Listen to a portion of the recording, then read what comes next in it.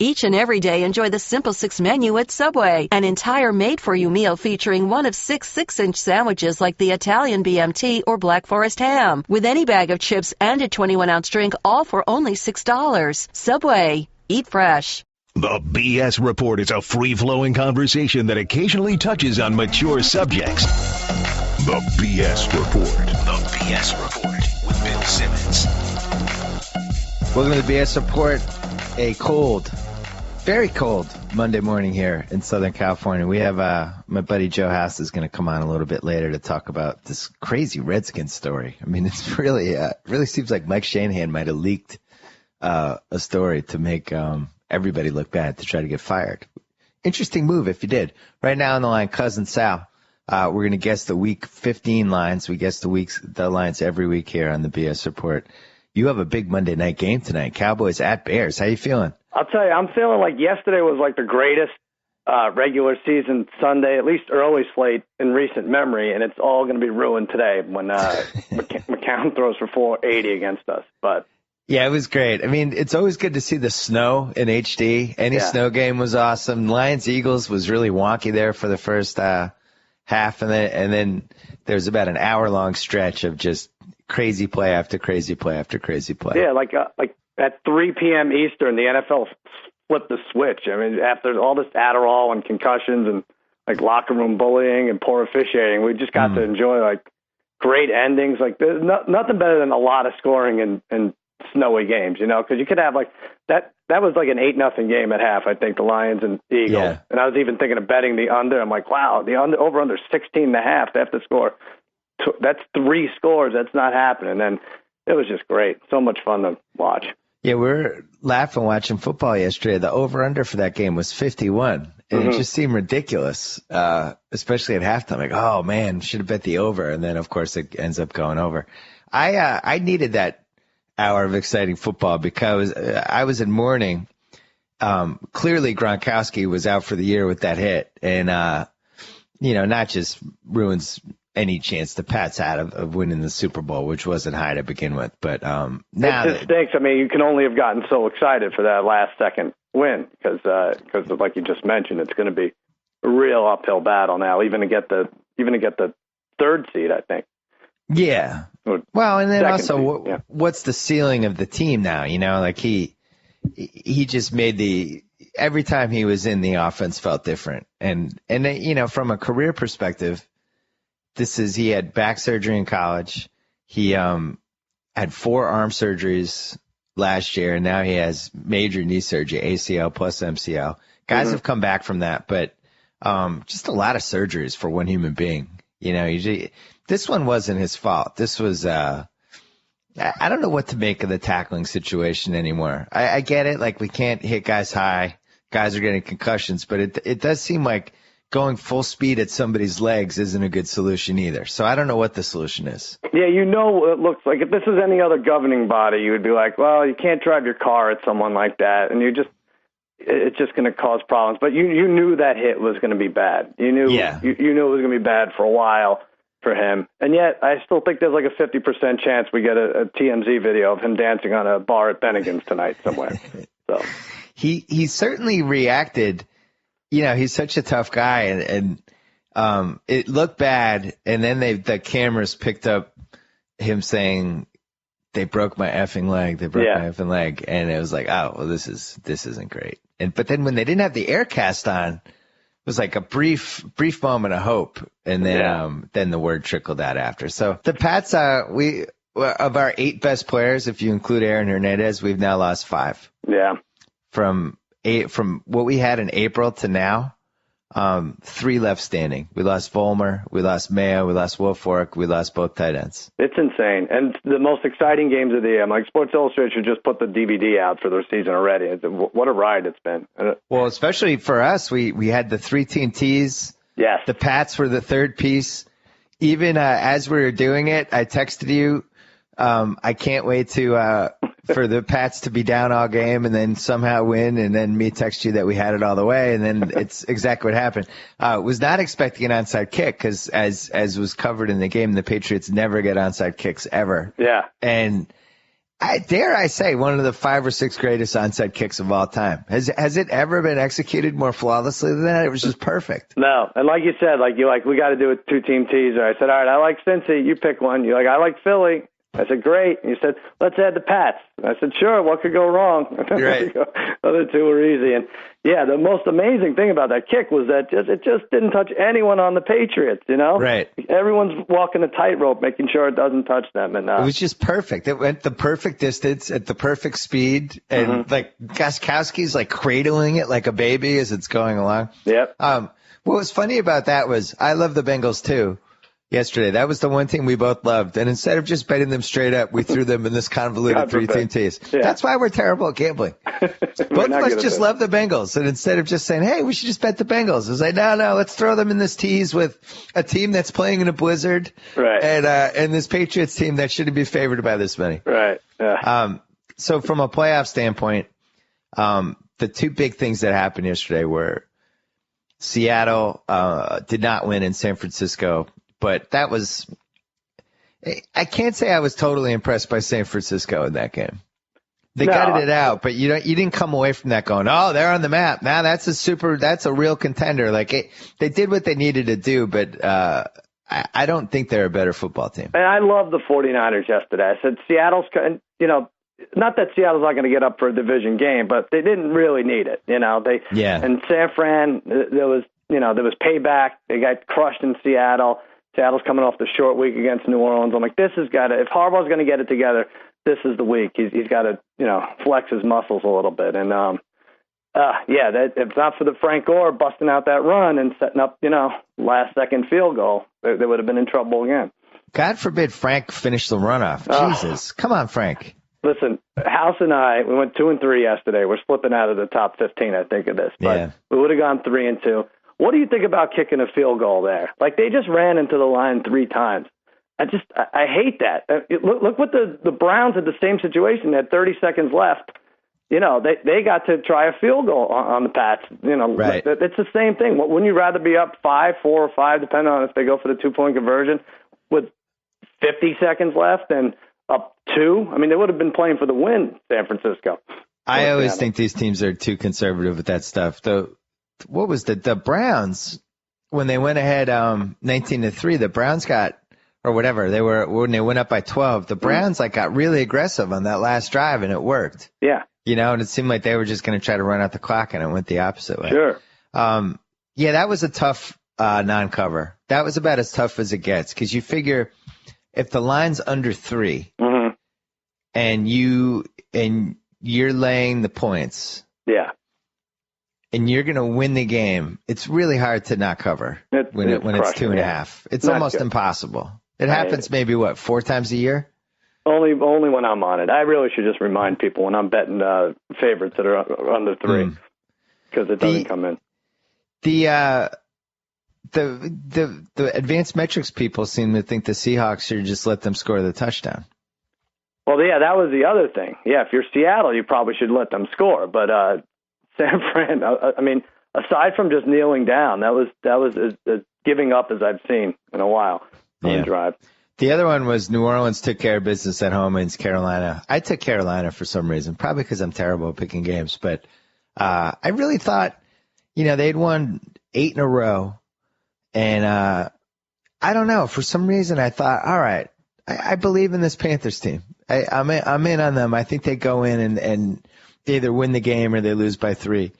And instead, it was just your typical Saints home game where they just look awesome. And, I'm tired of ever going against them at home. That's the weird. I mean, we saw Seattle beat them up at home, and so they solidified no one's going to win in Seattle. But you have to think, it's just as difficult to win in New Orleans. Is Drew Brees' Saints, are they the best dome team in history of any sport? I think they are, right? It feels like they've got to be in the mix because Indianapolis, when Manning was there, they built that new stadium, and I don't remember I thought their home field advantage kind of dipped. It never seems like the New Orleans home field advantage dips. I think Cunningham's Vikings are up there. Who else? The Kurt Warner's Rams for a few years. Oh yeah, the Warner Rams were way up there. They're good. The Bad News Bears when they went to the Astrodome, they ended up undefeated, I think. Yeah, Bob Watson. Yep. I think only 2 home field advantages matter anymore. It seems like New Orleans and Seattle. I think anybody can win anywhere else. You can go into Denver and win. You can go into Kansas City. You can obviously go into New England. I'm with you. Now, listen, the Super Bowl odds, they have Denver 12-5, Seattle 5-2. Everyone else is above 8-1. New Orleans 17-2, Pats 10-1, 49ers 10-1, Cincy 15-1. Might not be awful bet there. Carolina 20-1, and then Dallas, KC, Philly are 40.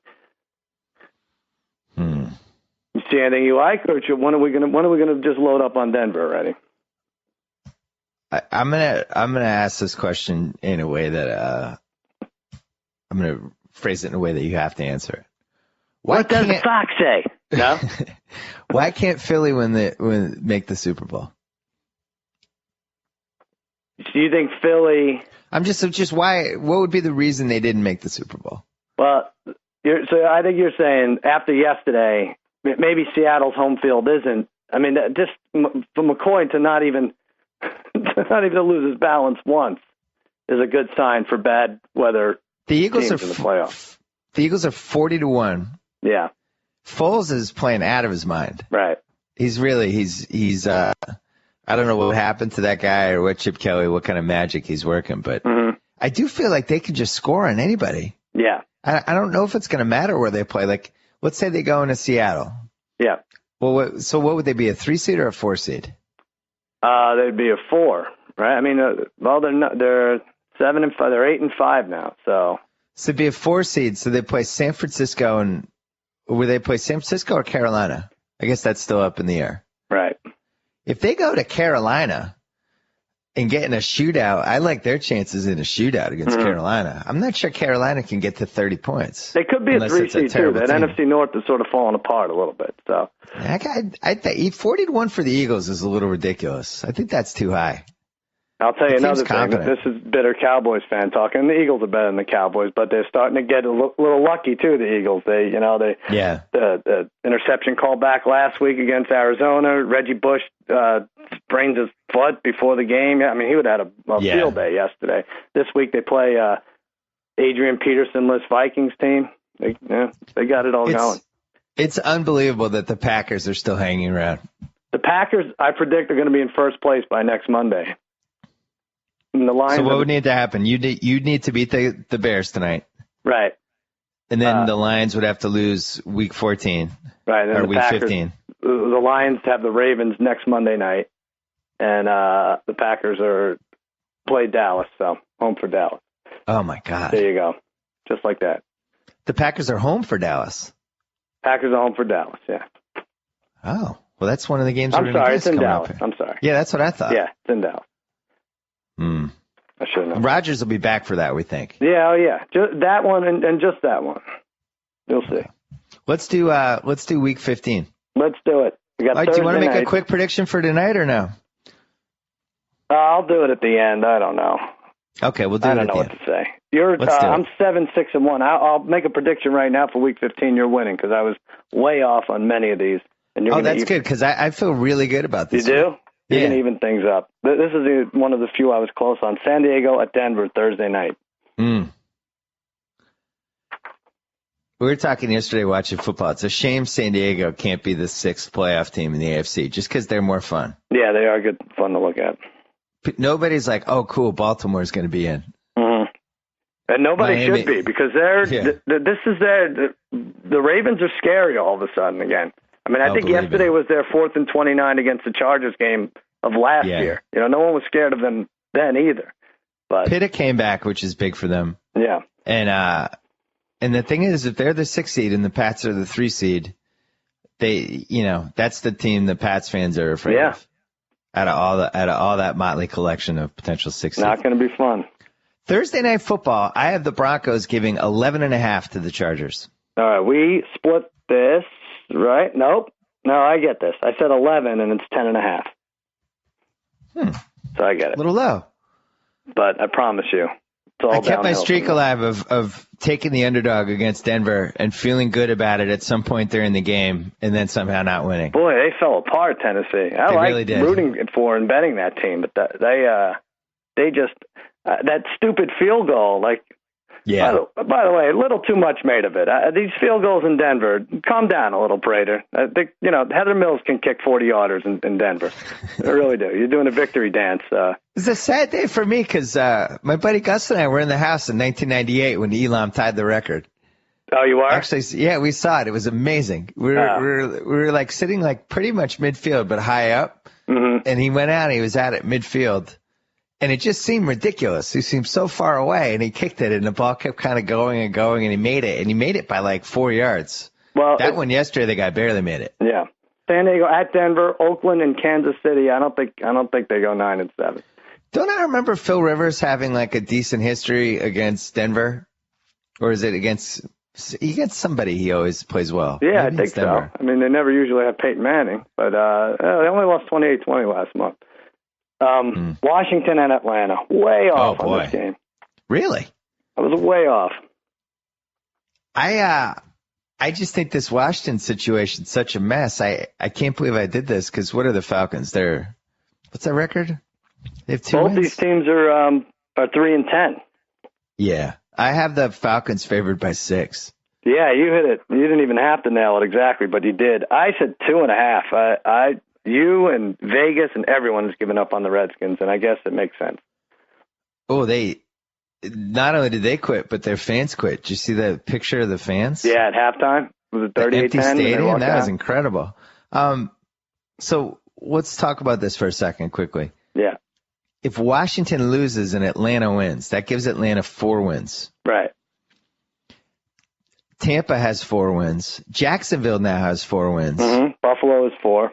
Buffalo has 4 and Oakland has 4, and our boys in Cleveland are still at 4 after a best-case scenario last-second loss where they get to blame the penalty and a stupid onside kick. Like, you can't ask for a better loss than that if you're the Browns. That's what I was trying to tell our friend Alec yesterday. But yeah, no, you want to lose that game. Yeah. So then you have Houston, 2-11.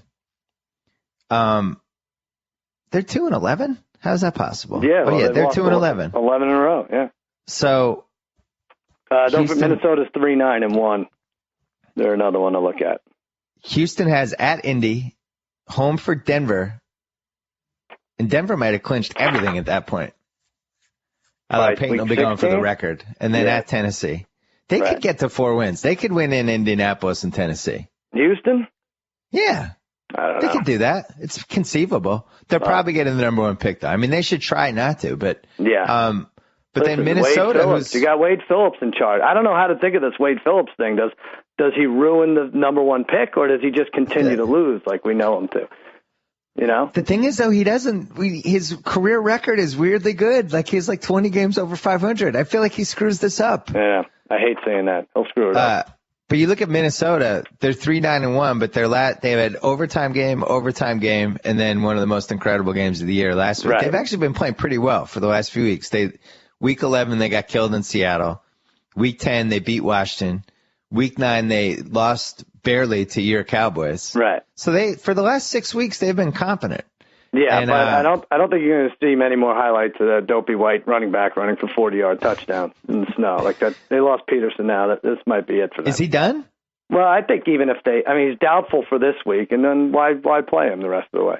Well, there's 3-9-1 there at Philly, or home for Philly this week, at Cincinnati week 16, and then versus Detroit at home week 17, and that has all the makings of the Lions blow another game where they do a bunch of dumb things, and Jim Schwartz gets fired like as he's walking off the field. They'll play hard. I think they can get to 4 wins. They will play hard. I think our boys in Cleveland could get the 2nd or 3rd pick here. Yeah, but what do you do with it? I mean, I think I like Jason Campbell. He's definitely comfortable with this Josh Gordon, who no one can cover, and he finds Jordan Cameron. You get saying? First, you have to get a quarterback in the first round. Take Braxton Miller later on or something. That's ridiculous. What do you do? They're not set at QB with Jason Campbell. That's ridiculous. He torched your defense. We have a terrible defense. He looked awful like 2 weeks ago. Yeah. I thought Mariota didn't come out, though. No, he's not out, but there's still supposed to be like 7 quarterbacks in the first 2 rounds on the board. So they're home for Chicago, the Browns. Mm-hmm. Man, they might actually win that game. That's tough, right? That's a tough one to just throw. And then at Jets, at Steelers. My advice would be to get Whedon back out there. Yeah. Like really, like do the whole thing where you're like, we know what we have in Jason Campbell. We want to see what we have in Brandon Whedon. I would do that. That would be my advice. If I'm Lombardi, I say, listen, I pull a little Sopranos there. Get the Italian blood going. You go into Jim Irsay's office. I say, listen, I'm offering you my 2 first-round picks for Andrew Luck, and I'm only offering it this once.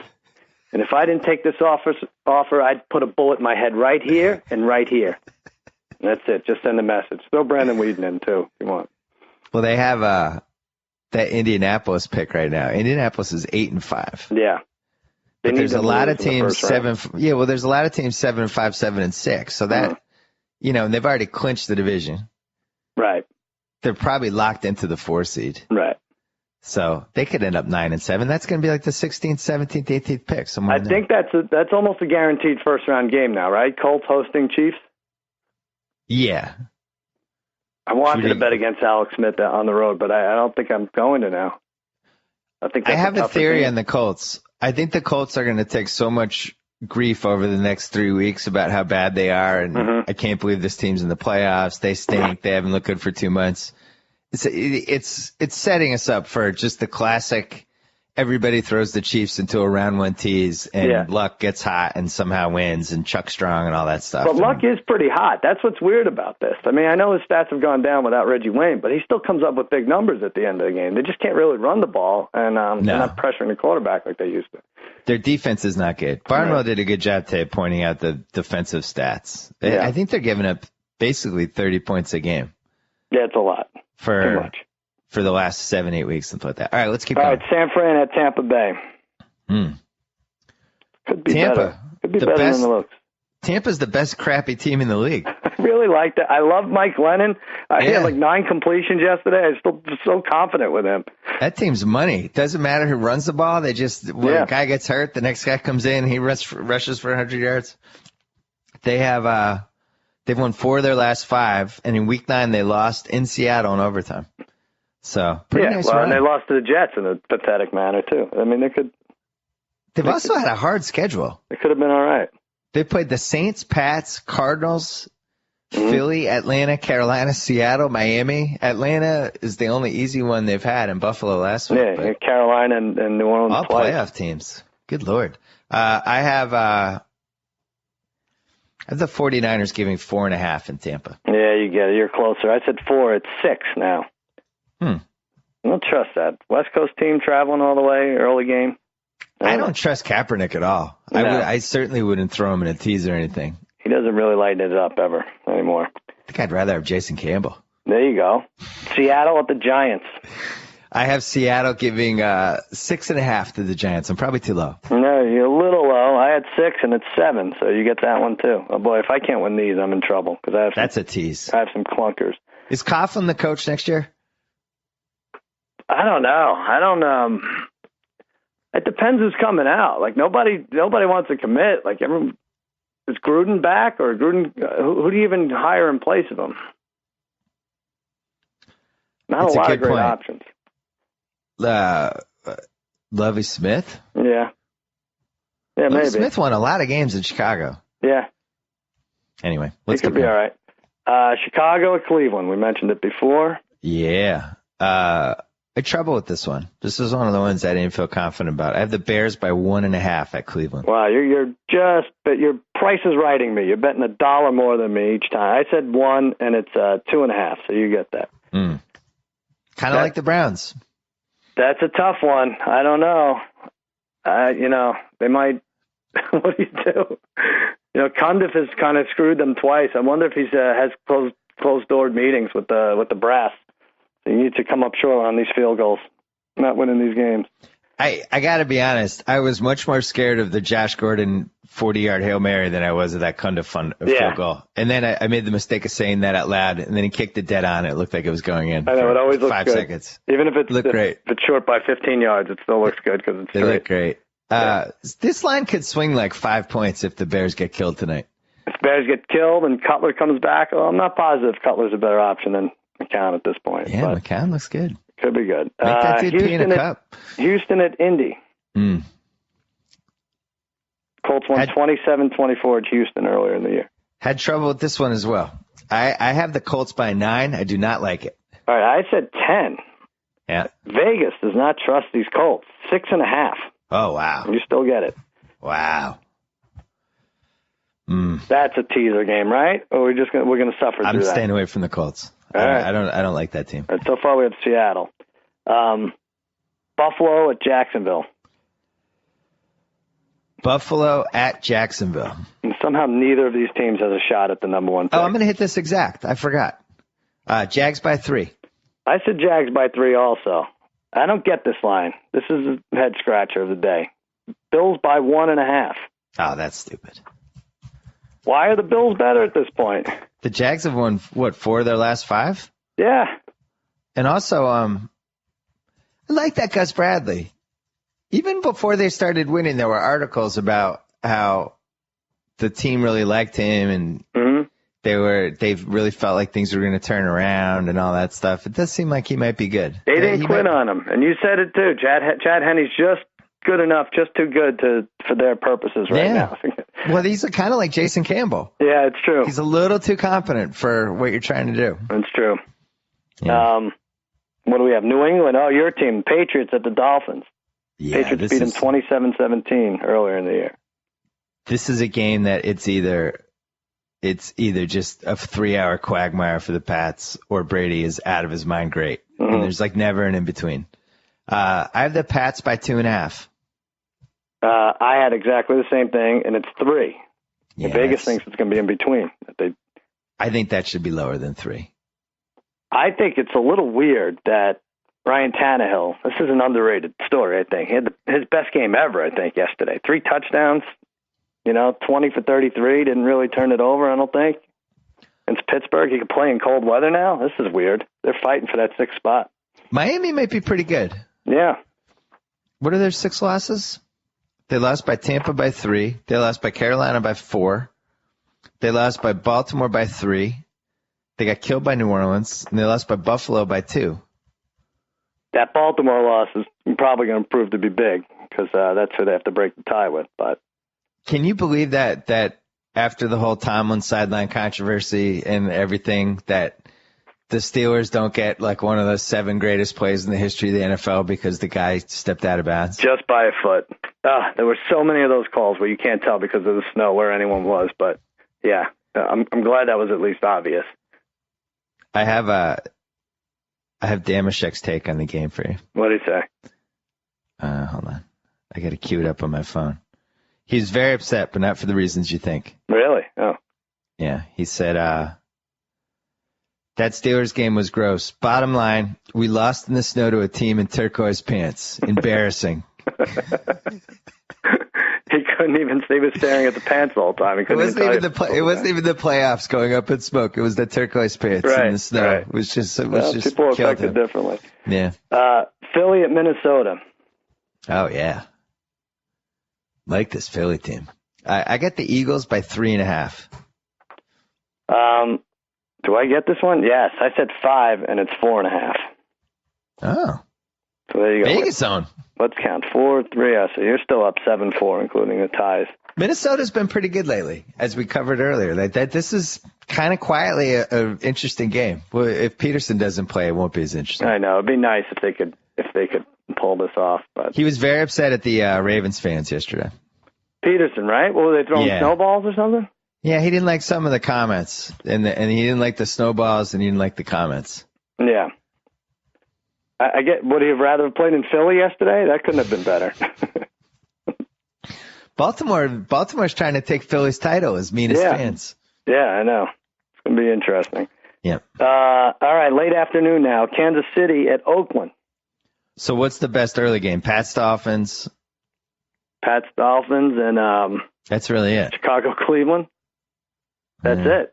Yeah, Pats Dolphins is the only legitimate playoff on the line for both teams game. Not a good slate, but we could get some weather in New York and Cleveland, so maybe that helps. KC Oakland, this is our second 2-team teaser team, right? Although they don't really need to keep winning, KC. I'm scared of KC. Yeah. I'm scared of KC in Indianapolis because as you said, there's no urgency with these games anymore. I have the Chiefs giving 6 points in Oakland. I said 6.5, so you're going to get it. It's 4.5.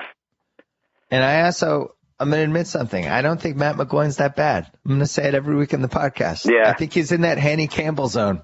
He's competent. I watched very little of that Jet game, but I saw too. his stats. It didn't seem too bad. They'll show the highlights. He'll have nice frozen rope throws. Yeah. He's making like Rod Streeter, like a Hall of Famer somehow. Jets at Carolina. By the way, I got killed by Cohurst in the playoffs. I heard about that. Yeah. And part of the reason was because T.J. Ward took out Gronk.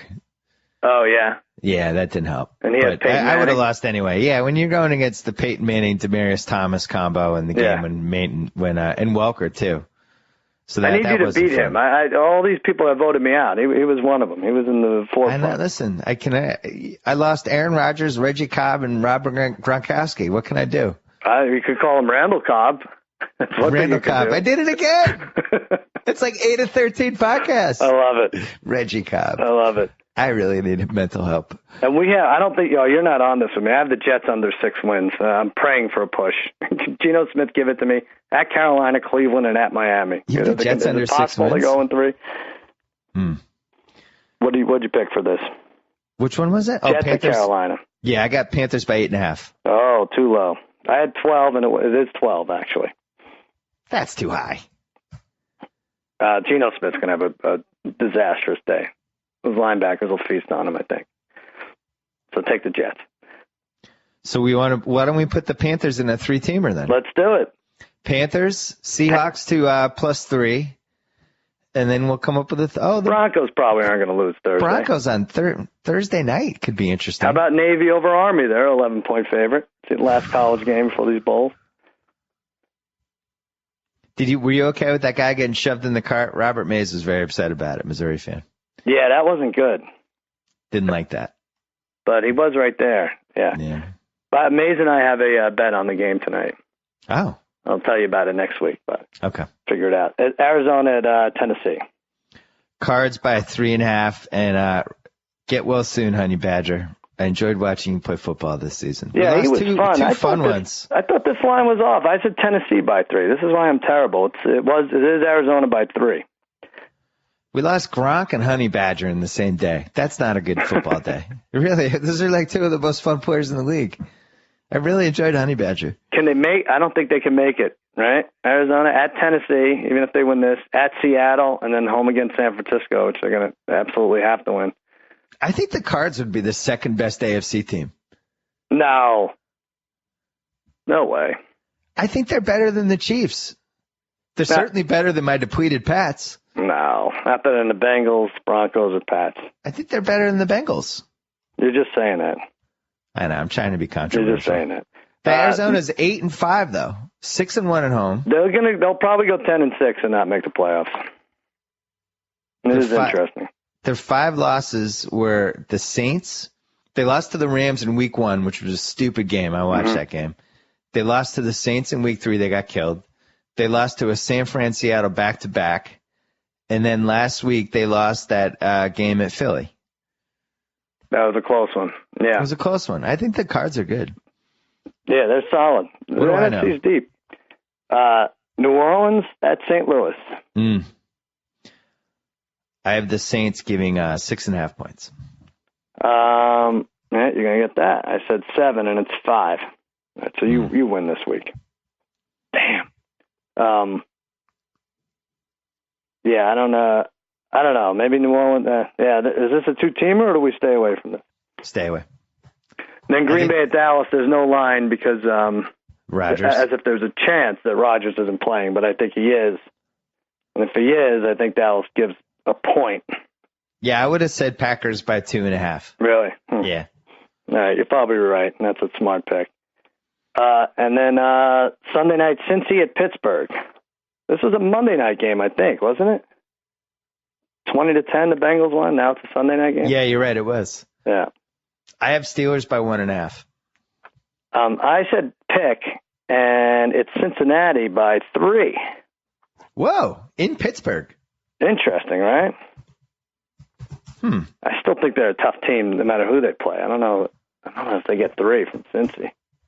That's definitely one of those Tomlin in the locker room before the games talking about how they're not even favored. Yeah. Pittsburgh's 5-8 somehow. It feels like they're like 8-5. I know. And I don't know, since he's in a weird spot here, because I guess they could fight your Patriots for the second seed, but it's more likely that they just coast and win the division. They're at Pittsburgh, home for Minnesota, and then home for the Ravens. And Pittsburgh's somehow not out of the playoff race at 5-8. How are they still in the hunt? If they're 8-8, they could break a tie with somebody. It's ridiculous. Yeah, you need Miami, the Jets, Baltimore, and San Diego to all go 8-8. Yeah, it's conceivable. All right, well that's what I'll root for. That'll be fun. And then Monday night, Baltimore at Detroit. Good game. And this could be it for Detroit season. I mean, they were in the driver's seat to take that division 2 weeks ago, like on Thanksgiving. It's certainly one of the most talented teams in the league, and 7-6 is not the right record for them. I continue not to like that coach, but I'm going to say Lions by 5.5. Yeah, you were closer. I said 4, and it's 6. God, I killed you get that. Week. We're knotted up after 15 weeks, 7-7-1. Quick Homeland talk last night? I think it's back to being and cut out now if you don't want to. Yeah, quick spoiler alert before we get to house. We'll talk Homeland for 90 seconds. I think it's back to being unwatchable. Oh! I do. It's the one thing they screw up over and over, season to season, how Brody gets in the same room as someone all alone. Like, I'm not buying it. He does manage to get in the room alone a lot with people. Yeah, what is that? We'll close the door. This is going to be us. We're good. He doesn't do any weird stuff anymore. Close the door. You guys, why don't you guys go get some coffee? Security guards. Let's reenact that scene. I'm going to ask you. I forget his name, but the general that Brody's out to kill. I'm going to ask you. So why are you here in our country? The dogs. Is the dog in the office or no? What's that? That Brody's answer would be, well, I've kind of flipped back and forth on these two sides, but right now, I'm pretending to work for the CIA, and they think I'm going to kill you, but really I'm on your side and I want asylum. What? Guards, get in here! That's how it would be. It wouldn't be like, oh, you did a good deed coming to me. Yeah. He'd be freaked out. How about this idea?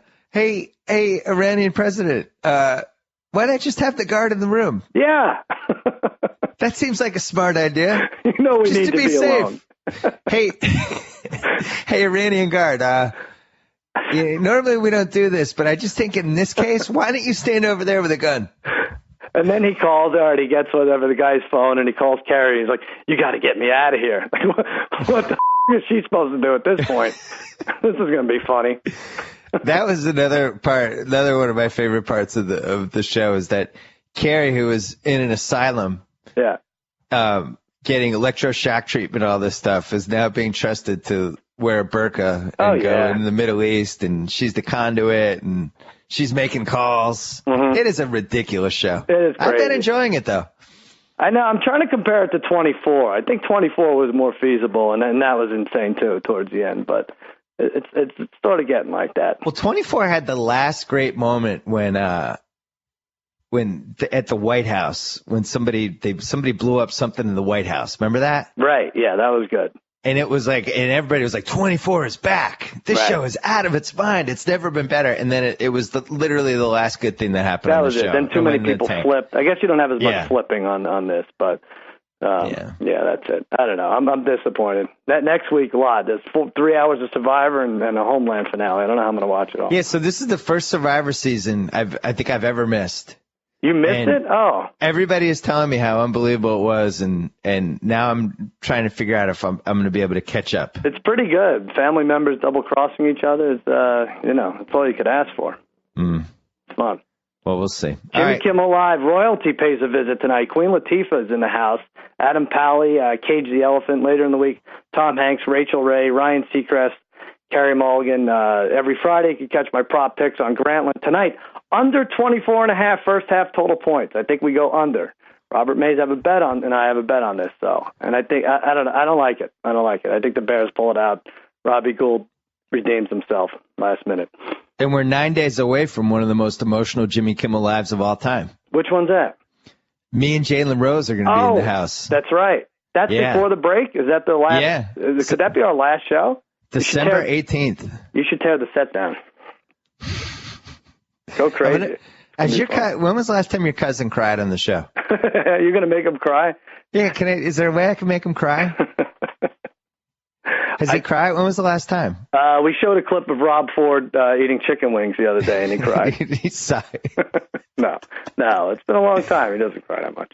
Okay, I'm going to try. All right, Cuz, as always, a pleasure. Good job by you. Good job by you, Billy. All right, my buddy House is on the line. Hey, House. What's happening? House, do you use Stamps.com?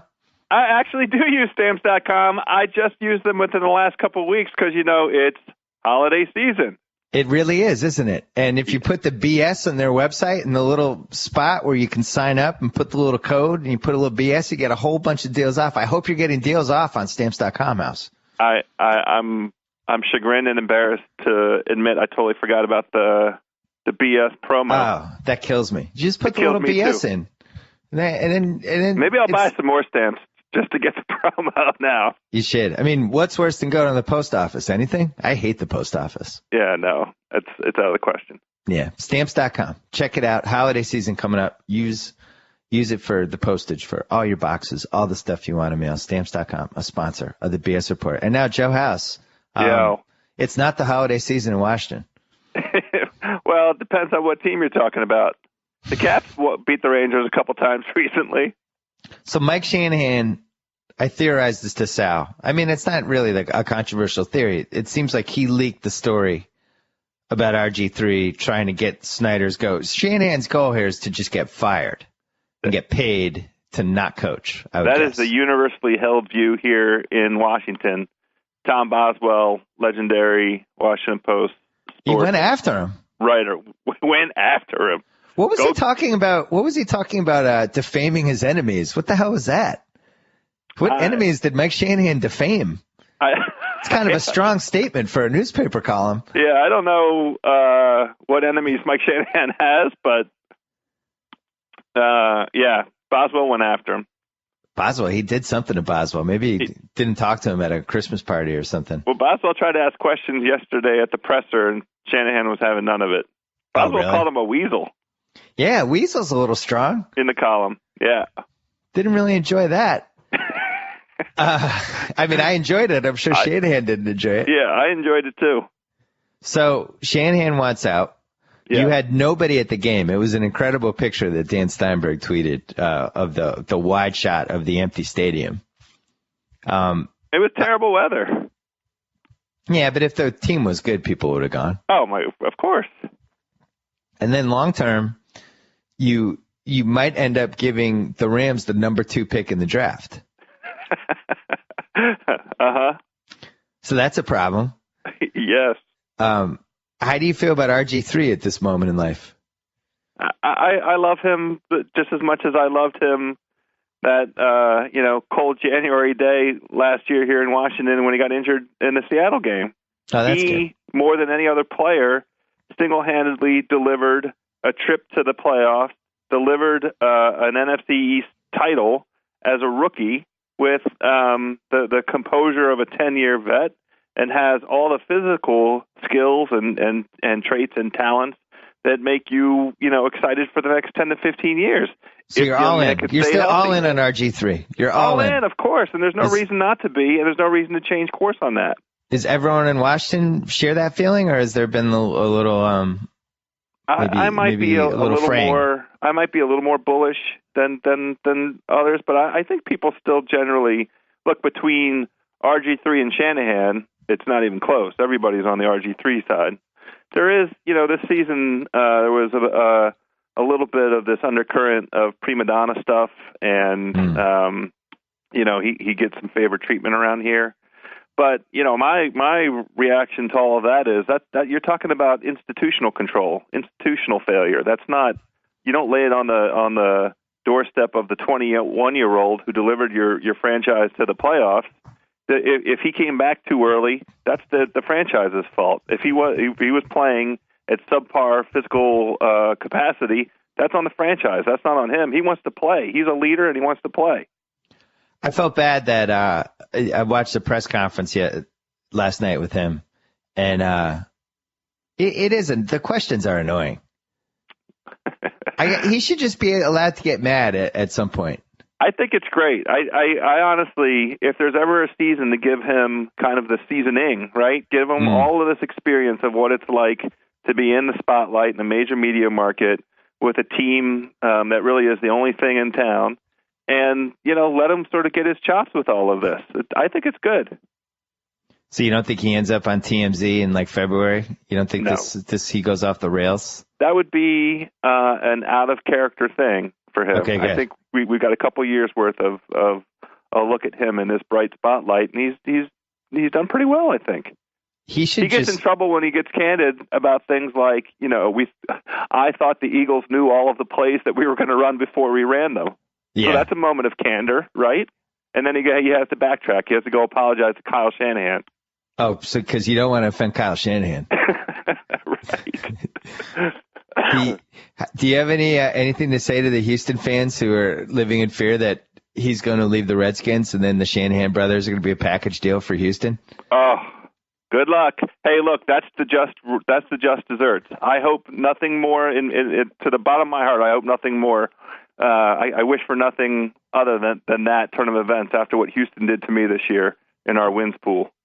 I mean, I seriously would be right up there near the top, but for what they did. So they won. They went 2-0, and then they lost 11 in a row and took your wins pool with them. That was great. What did you think of the Rudy Gay trade? I mean, it wouldn't be so funny if it wasn't so predictable.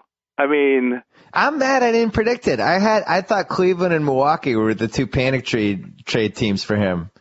Never occurred to me that Sacramento was going to be the team. I thought they were going to think bigger and go for Rondo. I mean, I just assumed that's where we were going to trade Rondo. I was just waiting on it. And then all of a sudden, the Kings owner. So on the Bill and Jalen NBA preview, I had for the actual Kings preview we did, I had this whole theory about when a new owner takes charge, they feel like they have to make the one big deal coming out of the gate. Like, and it's like they have this new theory. toy. I mean, it's not even a theory. It's better than a theory. It's the thing that happens. Yeah, because they're so excited on the team, and I thought of it when Joe Lacob bought Golden State and he made that Andrew Bogut trade. Right. They want to do the one splashy thing. They can't help it. And I really thought it was going to be Rondo, and instead, Rudy Gay, $19.3 million next year. God, it's unbelievable. And then the funny part of this is Masai, the Toronto GM, who's one of the best GMs in the league. Yeah. This was his protege he made the trade with. Oh, no. So I was saying yesterday, that's not very respectful. I was saying watching football yesterday, we were talking about it in the room, and I was saying, like, if Robert Mays launched a website 5 years from now, and then I traded him like three bad contracts, he'd be like, hey, no, these guys would be great. And Mays is like, I better do this. I owe this guy a lot. And then makes this terrible trade. And that's kind of what I feel like happened here with Rudy Gay. I think the general manager of the Kings, Pete D'Alessandro, just felt like he owed Masai something. Is there any possibility that the system that Sacramento runs is going to be more conducive? I mean, for sure, Gay's going to have a lot less pressure on him because they run the ball through DeMarcus. I mean, it's really just DeMarcus and Isaiah that touch the ball. Well, they were saying they wanted it. They thought Derek Williams and Rudy Gay were interchangeable. I like the Derek Williams trade. Me too. I thought that was great. So basically, you get two undersized fours together, and then they can shoot on paper. They can shoot threes. They can post up. You can exploit mismatches, et cetera, et cetera. The problem is we've watched both of them play basketball. Yeah, that is a problem. Rudy Gay just takes the ball, goes to him. Everybody stops. He dribbles 7 times and then takes a terrible 20-footer. Yeah, a long two. The worst shot in basketball. The worst shot in basketball. And he's bad at them. It's not just that he takes them, but he's also very unsuccessful at them. The relieved franchise right now is the Cavaliers because they're dying to do something dumb. I mean, they can't wait to make a really, really dumb trade. And it really seemed like Rudy Gay was going to be the move for them. And now they're back to the drawing board for I mean this sincerely. Trade. I really like the the little resurgence that Andrew Bynum has shown. I've been impressed. I really did write him off. Listen, I was there in Chicago early on when he played, and it looked like he couldn't even run up and down the floor. Yep. So now he's looking semi-competent. But ultimately, what does that do for you, though? You put him on a team that can use a body like that, a real contender. I guess. I don't trust that Cavs team to make the right decision with anything. You don't. Well, you're holding Anthony Bennett against them. Well, it was funny today. Broussard tweeted about the Cavs owner they were talking about the relationship with Kyrie Irving and Deion Waiters has improved, and Dan Gilbert doesn't want to trade Deion Waiters. Punching. Yeah, and it was like, first of all, no, because every team in the league thinks Deion Waiters is eminently available because it's been made clear to them over and over again. They're shopping him. But then on top of it, like, how does that relationship get better? Like, if you don't like somebody and you don't mesh with them from a basketball standpoint, and if one guy succeeds, if one guy is succeeding, that means probably you're failing because you're not getting the ball. Like, how is that situation getting better? I like Deion Waiters. I kind of want the Celtics to get him.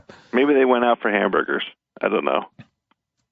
How do guys squash things? I kind of like Waiters too. I'm not sure. Who do you think his comp is? Who do we think he looks the most like? What's his ceiling? I think his ceiling is awesome heat check guy and a good team. So I think he's like Ben Gordon in 2009. I wrote this on Friday. He's a little bigger than Ben Gordon. He goes to the hole more. But I'm just saying, like, somebody who can come in and just swing a game for 8 minutes. Yeah. And maybe play at crunch time if he's hot, and is a really hard guy to stop and can carry your offense. And then if he doesn't have it, you just don't play him. But only in bursts. Yeah. Yeah. That's what he is. Yeah. That's what the Cavs should have been using him as. But they couldn't. They took him third, and then I know. They needed a player. Did you see the Lakers last night? I didn't watch it. I knew Kobe was coming back.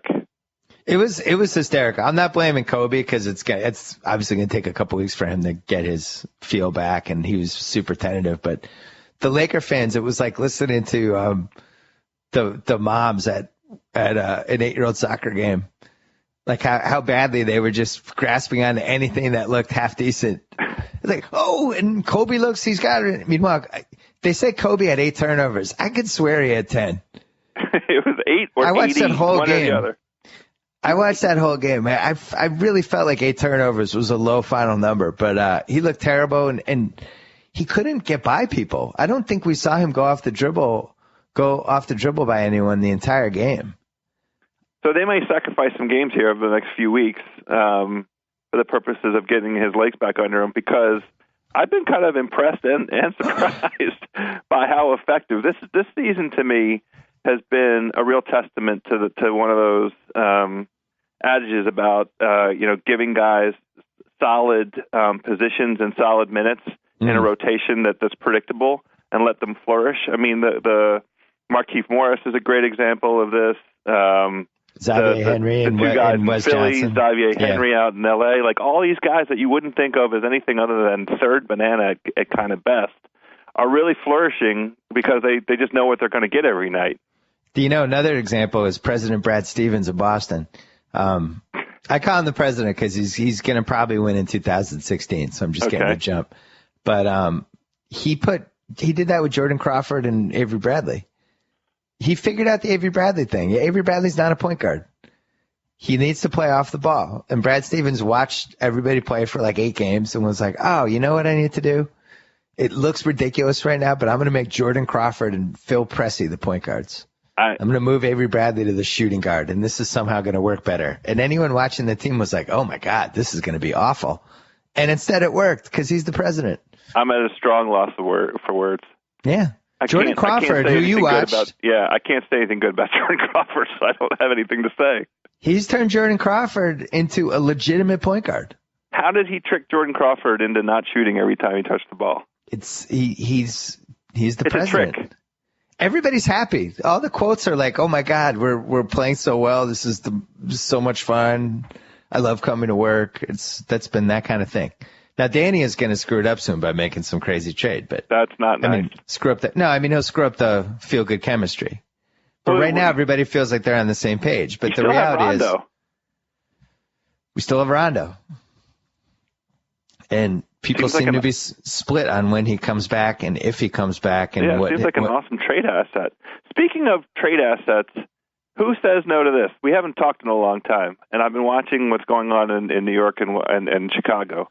Who says no to this trade? Yeah. Carmelo for D. Rose. They can't trade D. Rose. It would cause a riot. He's the most popular athlete in Chicago.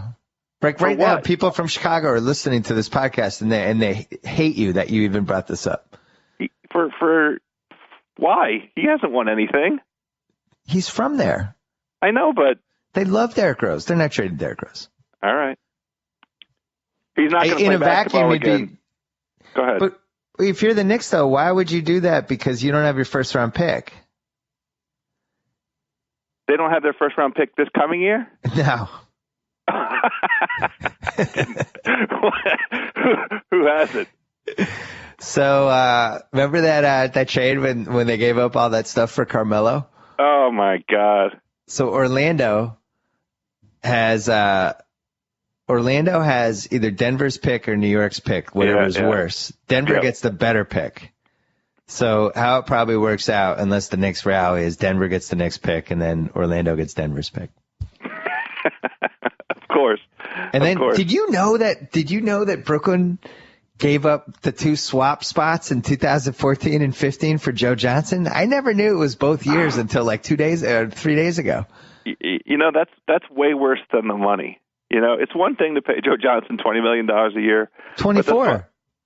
Right. But the swap spots just takes it to a whole other level. Remember that contract that was Danny Ferry took over the job and they were like, oh, well, the one thing we know he won't be able to do is trade Joe Johnson. You're not trading that contract. There's a lot of that. Not only did he trade the contract, he got Billy King to swap picks twice with him. Well, you know, they could have a top 5 pick. When are you writing the Billy King Executive of the Year column? In the Friday 9,000 word Eastern Conference column I wrote. Yeah. There's a lot of Billy King jokes in there. Okay. He's they basically they do not have their own first round pick for the next 5 years. How could that be? Even 5 years? Even the years so they don't have it at all in 16 and 18. The next 2 years, Atlanta gets to swap picks with them. And in 2017, Boston gets to swap picks with them. So if this goes bad, every year somebody will get a lottery pick from them. What do you mean if? It's bad. It's not going to get any better. The problem, or not the problem, if you're Brooklyn, it's a good thing. All these East teams now the Rudy Gay was the first domino. So you say the irony is Darren Williams comes back and they can win 15 of 22 or something like that and be right back in the mix. I mean, I don't know if you do that with Weekend at Bernie's as your coach. That's been amazing. What an amazing season already. It's certainly been bizarre, but that is the worst prepared team in the league. They're stunning to watch. I don't understand the point of paying Lawrence Frank all that money and then not letting him play a meaningful role. Well, how about the weirdest thing of that whole thing was we found out that he was making $1 million a year, but Jason Kidd missed the first 2 games with a DUI, and Lawrence Frank was not the interim coach, even though he was the highest paid assistant in the league. I repeat my question. What was the point of having Lawrence Frank around? That is a messed up situation. We should mention quickly, we did our NBA Over Under podcast before the year. And we're usually pretty good at this. And this year it was a bloodbath. Well, we have 8 locks. Here are the 8 locks we have. Philly over 16 or Philly under 16.5. Yep. Milwaukee over 28.5. That ship has sailed. We're not coming near that one. We're done. Brooklyn over 52. I think that one's done. Probably done. Phoenix under 20.5. They might pass that by New Year's. The Lakers 35.5 under. We might be in on that one after watching what Kobe did to their offense last night. Yeah, that's our only hope is Kobe over the next 3 weeks. Oh, we have Denver 46.5 under. I think we have a good chance at that one. Oh yeah, I like and then that. we have the Clips over 56.5, and we're gonna be lucky to go 4-4 here. I'm worried. Yeah, that's what I'm rooting for as a best case. A lot of our other ones are decent. Anyway, yeah, you have to go. Good luck with RG3. I hope it works out for you. I appreciate the sentiment. Talk to you soon. Talk to you. So I get % off. Whoa. Thank you for downloading the BS Report with Bill Simmons. Too much fun. Check out more podcasts at the iTunes Music Store or at Podcenter at ESPNradio.com. Peace out. Geico presents Strange Savings Stories. Astronomers detected an interstellar transmission. It stated, Geico, 15 minutes could save you 15% or more. The implications were staggering. Was the cosmos telling us we could all save hundreds on car insurance with Geico? Or did their radar merely pick up a signal from the nearby Rufus and Clyde's morning show? We may never know. Geico, 15 minutes could save you 15% or more on car insurance.